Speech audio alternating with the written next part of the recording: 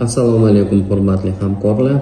Agar siz yuzingizda dog' ko'payib ketayotgan bo'lsa, dog' bo'yin atroflari, tirsak, barmoqlarning yuzalarida, burunning ustida, chakka, iyak, dahan sohalaringizda bo'lsa va bu narsani siz tuqqanimdan keyin qolgan deb o'ylayotgan bo'lsangiz, mana sizga yechim.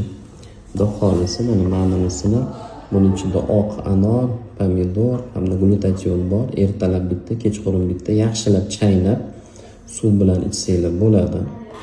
Bu mana ko'ryapsizlar, pig platsentasi hamda buning ichida o'sha uzumli danagidan olingan ekstrakt bor. Mana shu ikkalasi siz uchun ajoyib yechim. Bittadan 2 mahal buni ichasizlar. Ovqatdan oldin, ma'nosini ovqat payti yoki sirazi ovqatdan keyin ko'proq suv bilan kechqurunga ichsanglar yetadi. Mana mashina uchalasi, ikkalasi xudo xolasa ichib boradigan bo'lsanglar, ancha-muncha sizning yuzingizni tozalanib, dog'larni ketkizdiradi. Va quyoshli kunlarda sizni mana shu melanin ishlab chiqarishini pasaytiradi. Quyoshga chiqqan zahoti birdaniga sepkillaringiz, dog'laringiz ko'payib, to'qlashib ketmasligini sizga imkoniyat beradi.